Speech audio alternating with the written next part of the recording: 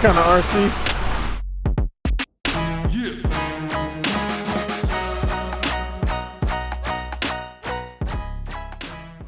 Good morning, good morning.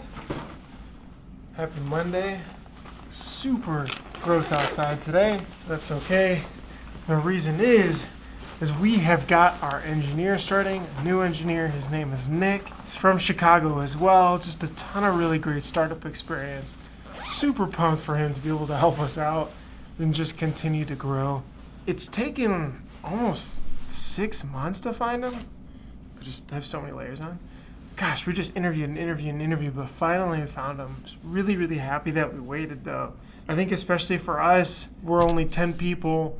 The first really core base of people are so crucial for us that we can't mess it up, right? We can't just set off the culture and it'd be weird going from there on. So really, really excited. We'll have him on camera so he could tell you guys a little bit about him. There's a really interesting thread also that happened over the weekend when Tom Rowan over at Envision Tees asked people what's holding you back from growth in your business. And it was very interesting to see what people's responses were. I mean, a lot of them were cash people, a lot of them said me, and it brought out a lot of humility and just helped others to relate, which I thought was really cool too. I mean, personally, I think what holds us back, and me specifically, is just delegating a lot better. It's probably into the more me category. Just being able to hand things off, not doing things myself, just, hey, can you handle this? Here's how you do it, and spend that extra time there and invest it up front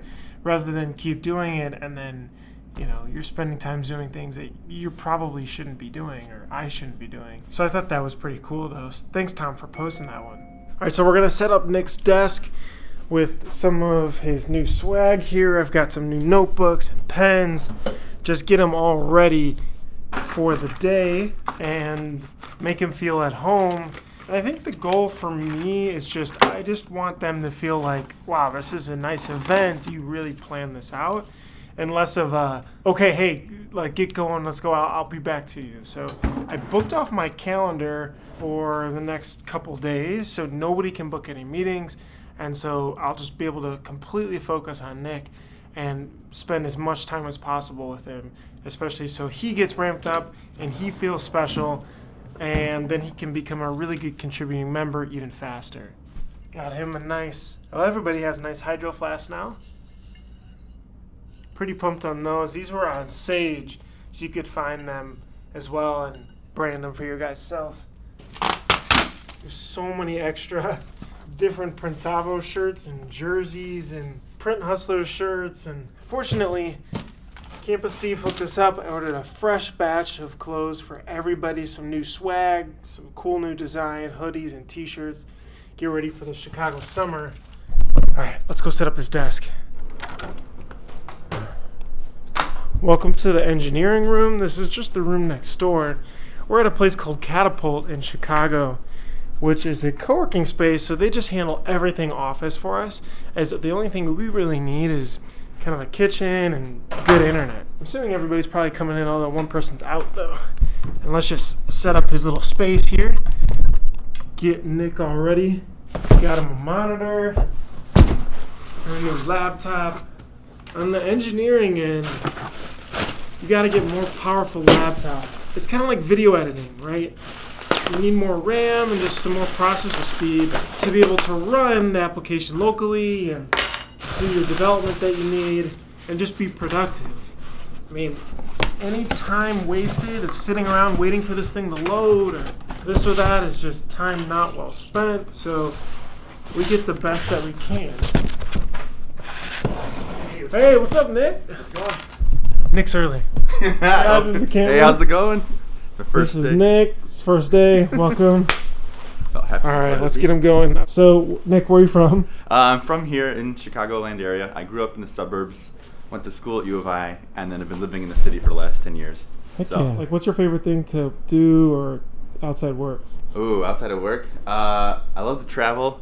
I've been basically around the world. I've been to like New Zealand and Kenya. Those are the furthest places I've been. Really? Yeah. Which one did you like the best? New Zealand is hard to beat. It's basically like paradise on earth. Enjoying life. I don't know. Yeah. No highlights, but yeah. All right, we're going to get Nick set up. We'll be right back. All right, so we are getting Nick started. But first, before we start anything else, I wanted to ask Nick, who is Nick? And I was bumbling over my words a little bit earlier, but let's hop into this one. Who is Nick? Who is Nick? If I had to come up with a succinct description of myself. This is your 60 minutes. Oh, 60. Well. Oh, okay. If we got 60 minutes, I thought we had 60 seconds. I like to challenge the status quo, initially with the intention of understanding them, and then taking everything I know about everything else, throwing, like a monkey wrench into it, or seeing how can it be approached differently or thought about in a different way to come up with a different solution. That kind of mindset, I think, has brought me here today because for many years I've been a big fan of the Basecamp or 37 Signals contrarian way of doing business, which has to do with, challenging a lot of the things that people take for granted about how to work and kind of turning them on their head, and 37 Signals themselves showing, look, not only do we, disagree with these different approaches, we are actually living them out day to day, and our business is continuing to succeed for 17, 18 years, something like that. Not only do I agree with them on an ideological level, but it's empowering, or it's like reassuring to think I'm not the only one out there thinking these things, and then somebody else is actually doing it and succeeding, so there's validity to the approach. And then hearing that you, Bruce, and Printavo align more closely with those ideals. For sure. I've just never had the luck of working with other people that feel that same way. I've worked with individuals, but never an organization. So I am just super excited about seeing how Printavo takes that mindset and puts it into action. I actually just read their latest book this last week. Oh, really? And I think it's almost even better than Rework. So I'm curious to discuss what's in that book and then see how those ideas or approaches can be applied. I'll have to check that out. Yeah. Basecamp 30 Signals is a company in Chicago. They make project management software. Some of you guys may have heard of Basecamp, but they have a really good business book out. The first one that I really like a lot is called Rework. There's another one that just came out called It Doesn't Have to Be Crazy at Work, which I got to actually go through as well. We base a lot of our business principles off theirs, where it's more of a focus of simplicity, it's more of a focus on the core aspects, and not having to get sucked into this whole tech startup unicorn type of thing that's going on, and it's really trendy. So anywho, we're going to hop into the new hire part right here. What we're going to go into and then what we created is this new hire guide, which I'm actually going to print out quickly here too. But this is our flow for how we go through everything. And this is what I created a couple years ago actually to help make onboarding a little bit easier. And it's got how we handle HR and benefits. It's got the software we use, the tools, everything like that. So it's usually a couple days, but it really creates a good outline for everybody new starting to go through and have the same good positive experience. Day one, getting Nick set up as our new engineer.